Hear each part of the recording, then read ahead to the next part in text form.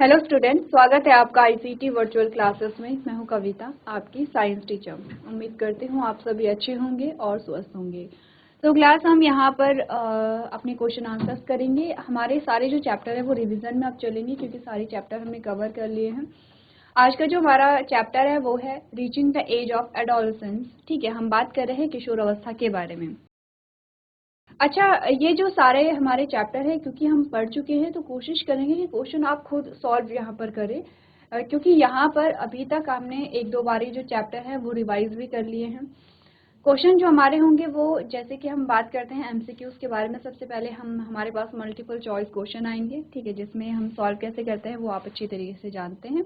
तो चलो, सबसे पहले चैप्टर का नाम अगर हम देखें, reaching the age of adolescence, यानी कि यहाँ पर बात हो रही है किशोर अवस्था के बारे में। किशोर अवस्था कब आती है, किशोर अवस्था क्यों आती है, क्या रीज़न होते हैं जब किशोर अवस्था आती है, तो क्या क्या चेंजेस यहाँ पर देखने को मिलते हैं।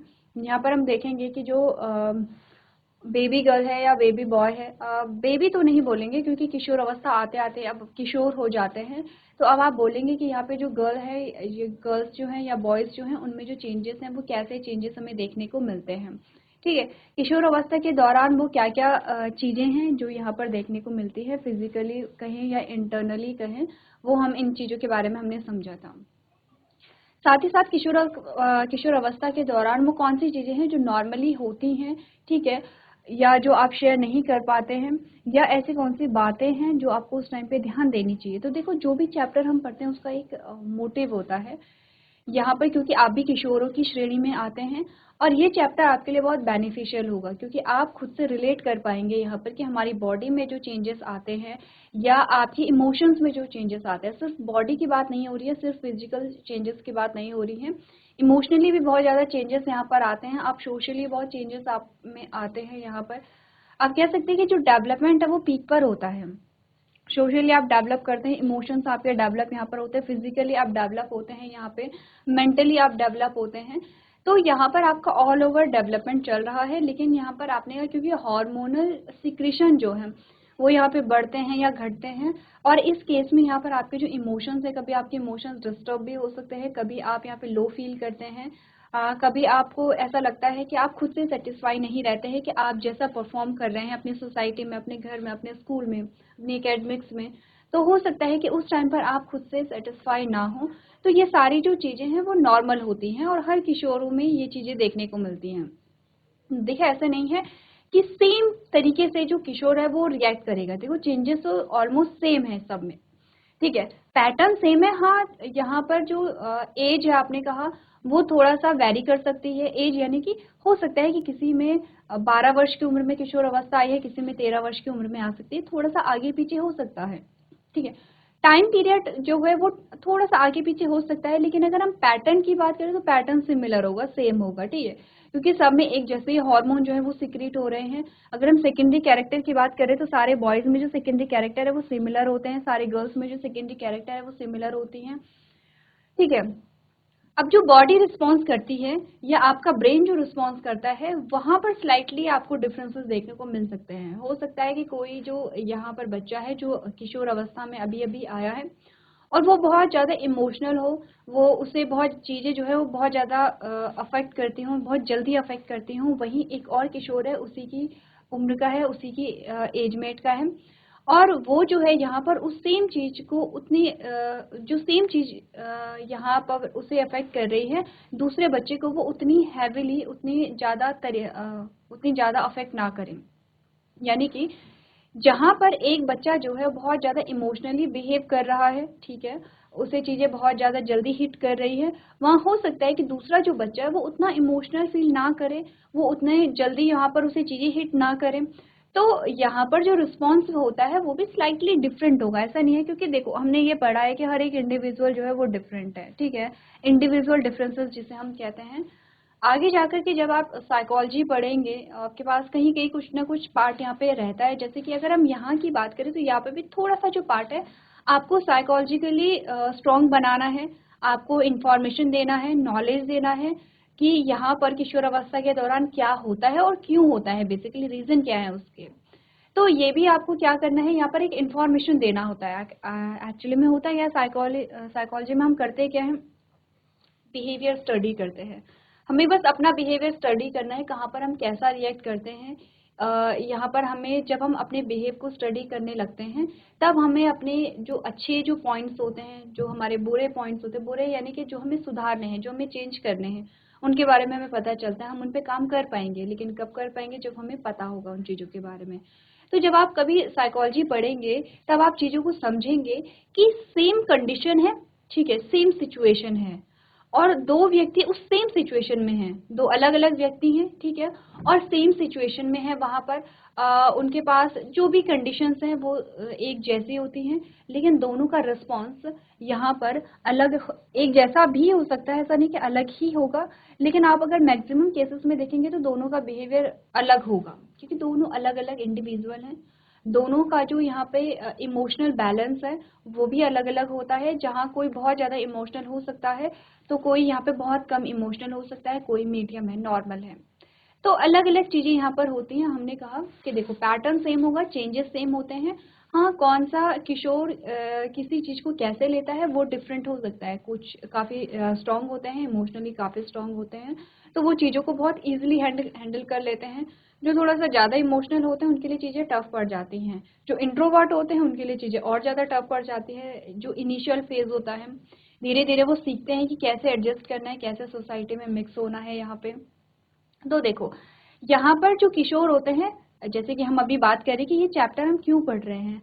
हमने कहा चैप्टर हम इसलिए पढ़ रहे हैं ताकि हो सकता है कि आप में से कई सारे ऐसे बच्चे हो जो इंट्रोवर्ट हो, या जो यहाँ पे स्ट्रगल करते हो कि आपको सोसाइटी में कैसे मिक्स होना है, आपको नए दोस्त कैसे बनाने हैं यहाँ पर, या फिर आपको अपनी जो इमेज है वो कैसे अच्छी करनी है। आप एकेडमिक्स में अगर अच्छा नहीं कर रहे हैं, तो आप क्या करें कि आप अच्छा कर लें।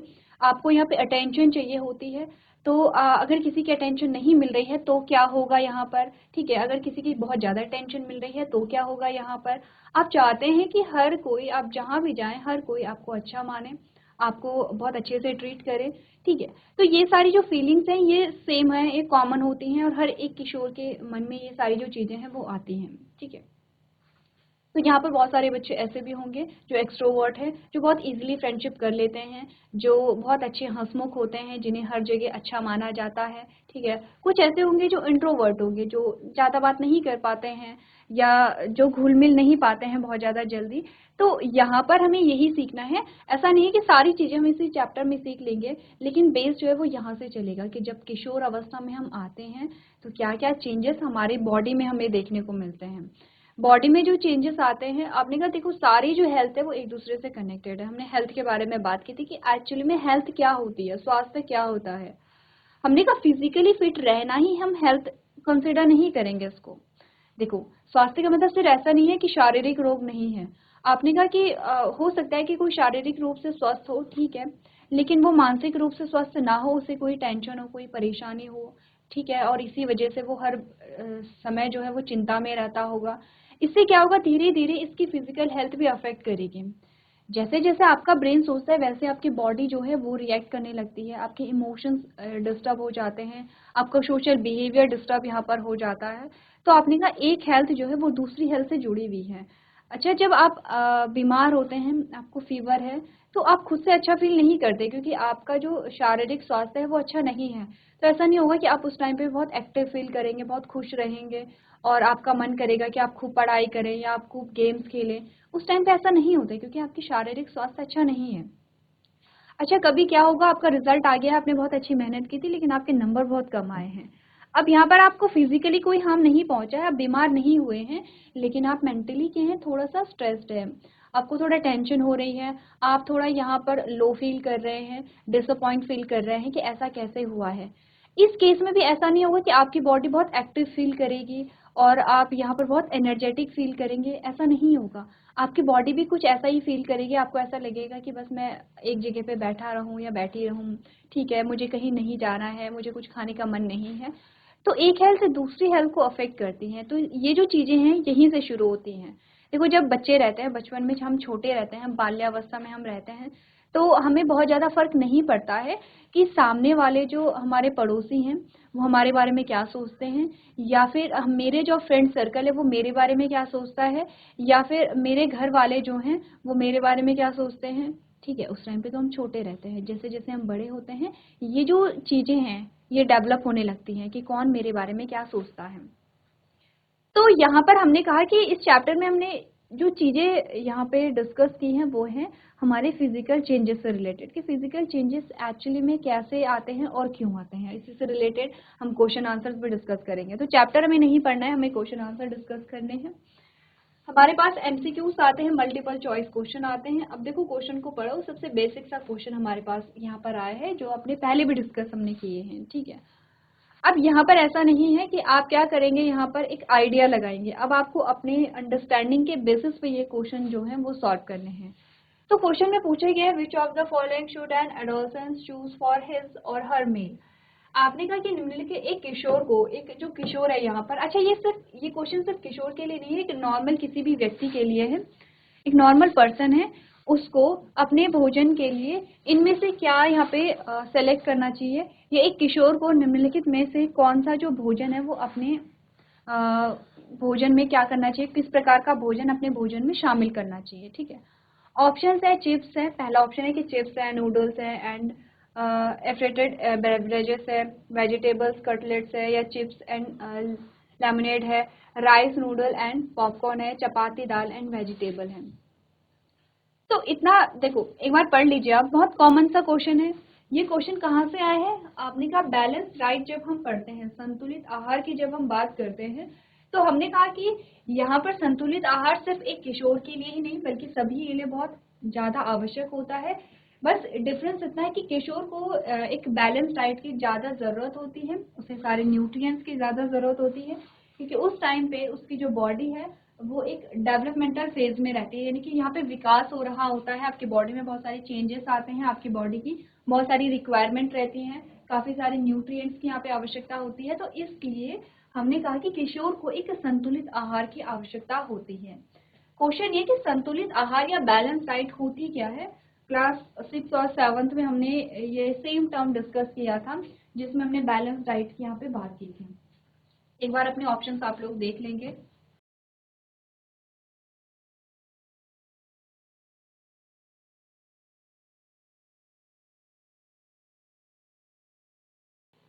चलो, तो हम बात कर रहे हैं संतुलित आहार के बारे में। देखो सिंपल सी चीजें, संतुलित आहार में हमने दो चीजें समझी थी। क्या होगा, एक तो सारे ही पोषक तत्व होंगे, ऑल एसेंशियल न्यूट्रिएंट। ठीक है, एक तो ये कि सारे ही पोषक तत्व होंगे। दूसरा क्या होगा कि जो भी पोषक तत्व हैं वो उचित मात्रा में हो, ना तो यहाँ पर डेफिशिएंसी हो ना तो यहाँ पर टॉक्सिसिटी हो। डेफिशिएंसी क्या होता है, जब कमी हो जाती है किसी पोषक तत्व की तो वो डेफिशिएंसी होती है, और जब किसी पोषक तत्व की अधिकता हो जाती है यानी कि हमारी रिक्वायरमेंट से ज़्यादा हमने ले लिया है तो वो टॉक्सिसिटी होती है। तो आपने कहा उचित मात्रा भी बहुत ज़्यादा ज़रूरी होती है यहाँ पर संतुलित आहार में। अब अगर हम अपने ऑप्शंस को देखें, ठीक है, ये हमारे ऑप्शंस हैं, और अगर हम ऑप्शंस पे जाएं, तो ऑप्शन क्या है, पहला ऑप्शन है चिप्स है, नूडल्स है और वातित पेय पदार्थ है। तो आपने कहा चिप्स और नूडल्स ये जो पैक्ड फूड होते हैं ये तो वैसे भी हमें अवॉइड करने के लिए कहा जाता है। ऑप्शन नंबर 2 कह रहा है सब्जी कटलेट है। ठीक है, चिप्स और नींबू पानी है, तो आपने कहा चिप्स, अगेन जो पैक्ड फूड आ गया हमारे पास। ऑप्शन में सी कहता है चावल, नूडल्स और पॉपकॉर्न है, तो ये जो नूडल्स है या ये जो पॉपकॉर्न्स हैं, आपने कहा ठीक है पॉपकॉर्न अगर आप घर पे बना रहे हैं तो ठीक है, लेकिन अगर आप पैक्ड ले रहे हैं तो उसमें भी थोड़ा प्रॉब्लम होते हैं। नूडल्स आपने कहा अगेन आपके डाइजेशन में क्या करता है, प्रॉब्लम क्रिएट करेगा। ऑप्शन नंबर डी कहेंगे चपाती, दाल और सब्जियां। तो कंपैरेटिवली अगर हम देखें तो सबसे बेस्ट हमारे लिए जो खाना होगा वो होगा ऑप्शन नंबर डी में, जिसमें हम घर का खाना खाते हैं, ताज़ा बना हुआ खाना खाते हैं। एक्सप्लेनेशन पर अगर हम जाएं तो एक्सप्लेनेशन हमें क्या मिलता है, आपने बोला adolescents like everyone else should have a balanced diet which should include, आपने कहा एक किशोर को या फिर सभी व्यक्तियों को, सिर्फ किशोर को नहीं सभी को हम क्या लेना चाहिए, बैलेंस डाइट लेनी चाहिए, संतुलित आहार लेना चाहिए। All types of nutrients also a diet should consist or less refined and packed food. आपने कहा एक तो हमें सारे ही पोषक तत्व लेने चाहिए, हमें क्या करना चाहिए यहाँ पर, जो less refined and packed food है, जो पैक्ड फूड है उन्हें हमें कम से कम यहाँ पे कंज्यूम करना चाहिए. And best option for an adolescence meals will be chapati, dal and vegetables. ठीक है, तो ऑप्शन नंबर डी जो हमारा आंसर है वो सही आंसर होगा. इजी है. चलो आते हैं नेक्स्ट क्वेश्चन पे, जिसमें कहा यह है the reproductive phase of a woman lie between her dash and menopause. तो सबसे पहले ये समझो कि रिप्रोडक्टिव फेज का मतलब हमने क्या समझा था. आपको ध्यान होगा जब किशोर अवस्था के बारे में बात हुई थी तो हमने कहा किशोर अवस्था कौन सी अवस्था होती है, जब यहाँ पर कोई भी जो मेल है या फीमेल है उसमें रिप्रोडक्टिव मेच्योरिटी आती है. वो कैसे आती है देखो समझो. अगर हम फीमेल के बारे में बात करते हैं, अगर थोड़ा सा एक ओवरव्यू ले लो, अभी इतने डिटेल में तो आपके पास नहीं आएगा. अगर हम एक फीमेल की बात करते हैं, ये फीमेल जब अपनी मदर के वूम में थी, ठीक है, ये अपनी मदर के वूम में है. अब इस फीमेल में यहाँ पर क्या बनने लगती हैं, फॉलिकल्स. इसकी ये जो ओवरी है, फॉर एग्जाम्पल ये इसकी ओवरी है और यहाँ पर कुछ फॉलिकल्स बनने लगती हैं, बहुत सारी फॉलिकल्स. ठीक है. अच्छा ये कब है, जब एम्ब्रियोनिक डेवलपमेंट चल रहा है, ये समझ रहे हैं. ये फीमेल की बात हो रही है स्पेसिफिक, हम यहाँ पे फीमेल की बात कर रहे हैं. ठीक है, फीमेल की.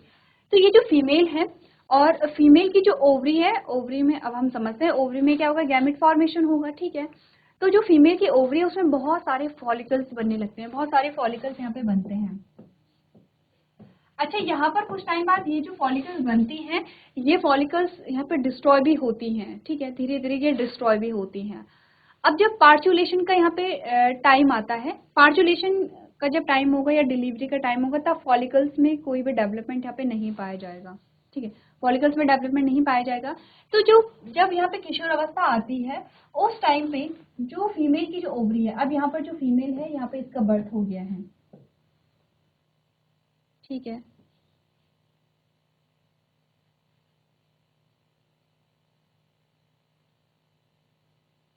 ठीक है, ये फीमेल है, इसका बर्थ यहाँ पर हो गया है.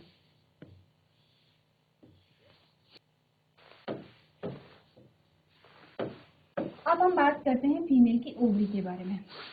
इस टाइम पे जो फीमेल की जो ओवरी है, अच्छा फीमेल के पास दो ओवरी हैं. ठीक है, एक ओवरी ये है, एक ओवरी ये है. ठीक है, चलिए सिर्फ ओवरी बनाते हैं. इस टाइम पे जो फीमेल के ओवरी के अंदर अगर हम देखें, जो फॉलिकल्स का नंबर है वो 60,000 to 80,000 हमने बोला था पर ओवरी, और इसमें भी कितना होगा 60,000 to 80,000 यहाँ पे क्या होंगे, फॉलिकल्स होंगे. अच्छा ध्यान रखना फॉलिकल्स होंगी. ये जस्ट फॉर नॉलेज आपके लिए है, जस्ट फॉर इन्फॉर्मेशन है. अच्छा कोई ये नहीं बोलेगा ये डायग्राम गंदा है, चीज़ों को हमें बस समझना है. ठीक है, तो यहाँ पर 60 से 80 हजार जो फॉलिकल्स है वो एक ओवरी में है, 60 से 80 हजार जो फॉलिकल्स हैं वो दूसरी ओवरी में हमारे पास आते हैं. क्लियर है. जब किशोर अवस्था आएगी 11 से 12 वर्ष की उम्र में, या 12 से 13 वर्ष की उम्र भी आपको दी गई होगी. ठीक है, तो जब किशोर अवस्था यहाँ पे आती है तब क्या होगा, हर मंथ एक एक जो फॉलिकल्स है वो डेवलप होगा और यहाँ पर क्या बनाएगा, गैमीट बनाएगा. ठीक है, एक मंथ यहाँ से फॉलिकल डेवलप होगी और दूसरे मंथ यहाँ से फॉलिकल डेवलप होगी और डेवलप होके क्या बनाती है, गैमीट. अच्छा प्रीवियस जो चैप्टर हमने रिवाइज किया है दैट वाज रिप्रोडक्शन. ठीक है, रिप्रोडक्शन के बारे में हमने यहाँ पे रिवीजन किया था, इसीलिए बोला जाता है कि इस चैप्टर को पढ़ने से पहले थोड़ा सा आप रिप्रोडक्शन को, थोड़ा सा नहीं आपको पूरा चैप्टर जो है वो रिप्रोडक्शन का पढ़ना है ताकि आपको यहाँ पर चीज़ें समझ आए. अब गैमीट का मतलब आपको पता होना चाहिए कि गैमीट होता क्या है. मैं फिर से बोलती हूँ, जब फीमेल जो है वो अपनी माता के गर्भ में होती है तो उसकी ओवरी में जो फॉलिकल्स हैं वो डेवलप होना शुरू हो जाती हैं. डिलीवरी जब होती है अब फॉलिकल्स में कोई डेवलपमेंट नहीं होगा, कोई चेंजेस नहीं आएंगे यहाँ पर जब डिलीवरी हो जाती है उसके बाद. ठीक है, अब क्या होगा, जो फीमेल है जब वो 11 से 12 या 12 से 13 वर्ष की उम्र में आती है, जब उसमें क्या होती है, किशोर अवस्था की उम्र जब उसकी होती है, अब क्या होगा, यहाँ पर इन फॉलिकल्स में डेवलपमेंट शुरू हो जाएगा. इन फॉलिकल्स में जब डेवलपमेंट शुरू हो जाएगा तो फाइनली कोई एक फॉलिकल डेवलप हो करके क्या बनाएगी, गैमीट बनाएगी. ठीक है, अच्छा, जब गैमीट यहाँ पर बनेगा तो क्या होगा, हमने कहा गैमीट यहाँ पर बनेगा तो यहाँ पर अब जो फीमेल है उसमें रिप्रोडक्टिव मेच्योरिटी आ गई है। गैमीट का बनना मतलब कि अब उसमें रिप्रोडक्टिव मेच्योरिटी आ गई है, फर्टिलाइजेशन यहाँ पर हो सकता है। फर्टिलाइजेशन नहीं होगा तो क्या होगा यहाँ पे, मेंस्ट्रुएशन।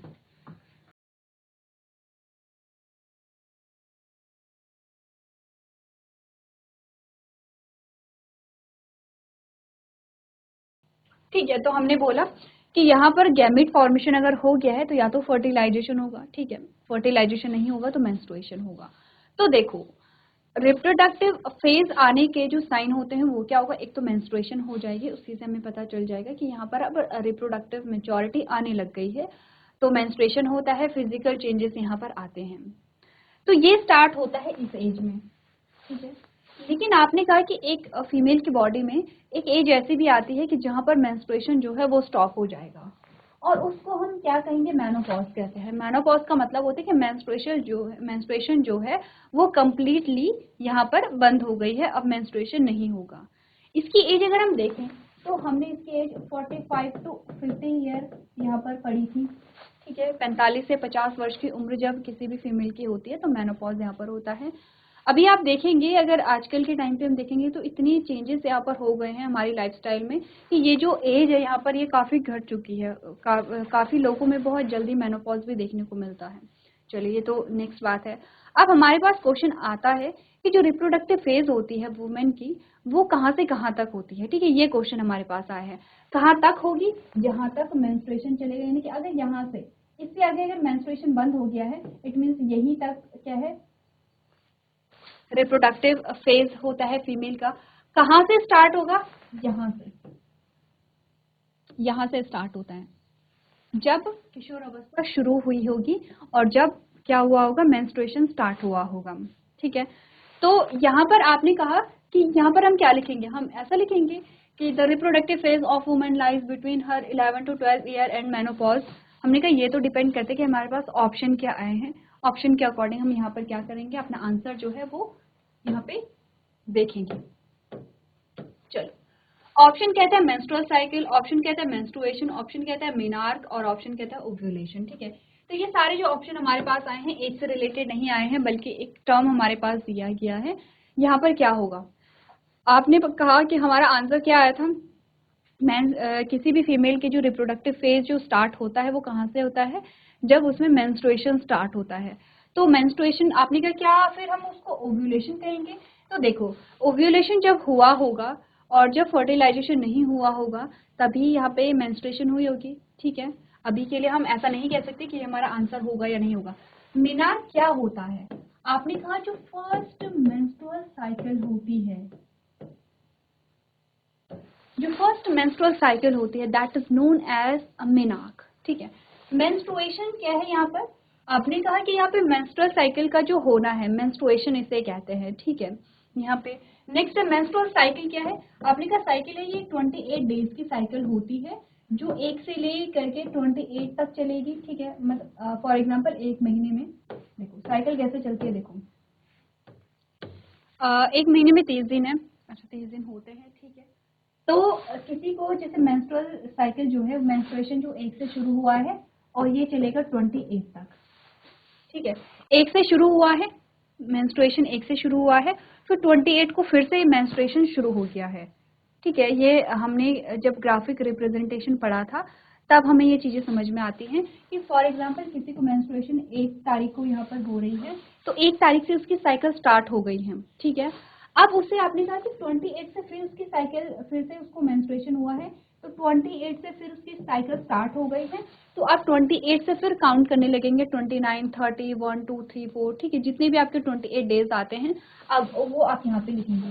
तो हम यहाँ पे लिखते हैं 26 डेज, 26, ये क्या है, ये डेट है, ये डेट है।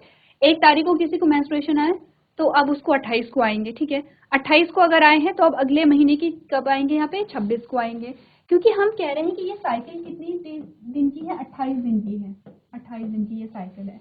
तो इस साइकिल को हम क्या कहते हैं, यहाँ पे मेंस्ट्रुअल साइकिल कहते हैं, इसको मेंस्ट्रुअल साइकिल कहते हैं। अच्छा, एक और बात, इतनी आइडल साइकिल जो है वो हर किसी की नहीं होती है, कि किसी को अगर एक को यहाँ पे मेंस्ट्रुएशन स्टार्ट हुआ है तो 28 को फिर से मेंस्ट्रुएशन स्टार्ट होगा।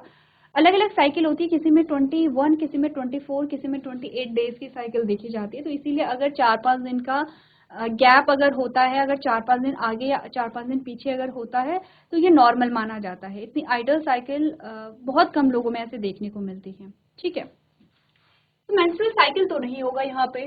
ठीक है, अच्छा मेंस्ट्रुएशन भी नहीं होगा, वो तो आपने कहा कि हर मंथ जो मेंस्ट्रुएशन है वो तो होता है।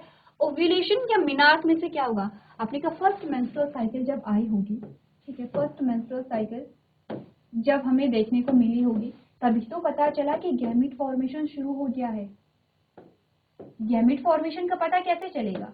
हमें कैसे पता चला कि फॉलिकल्स डेवलप होकर के फीमेल गैमेट बना चुके हैं? जब यहाँ पे फर्स्ट मेंस्ट्रुएशन होता है तभी हमें ओव्यूलेशन का भी पता चलता है। अच्छा, ओव्यूलेशन का पता हमें वैसे थोड़ी चलेगा, जब यहाँ पे मेंस्ट्रुएशन होगा तभी तो पता चलेगा कि अच्छा ओव्यूलेशन होने लग गया है। ठीक है, तो आपने कहा जो फर्स्ट मेंस्ट्रुअल साइकिल होती है जिसको हम मिनार्क कहते हैं, वहां से जो रिप्रोडक्टिव फेज है वो स्टार्ट होता है। रिप्रोडक्टिव फेज कहाँ से स्टार्ट होगा?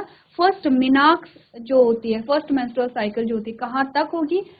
जो लास्ट मेंस्ट्रुअल साइकिल होगी, दैट इज मेनोपॉज। तो देखो आंसर क्या आया? आंसर आपका आया ऑप्शन नंबर सी, कि किसी भी फीमेल की जो रिप्रोडक्टिव एज है या रिप्रोडक्टिव फेज जो होता है वो मिनार्क से लेकर के मेनोपॉज तक होता है। चलो एक्सप्लेनेशन क्या है? The reproductive phase of a woman start from a first period that is menarche at around 10 to 12 years of age. It continues until the age of 45 to 50 when the woman stops releasing eggs. This is called a menopause. Hence, the reproductive phase of woman lies between a menarche and menopause. चलो ये आपका question है और इसको आप लोग क्या करेंगे, यहाँ पर सॉल्व कर लेंगे।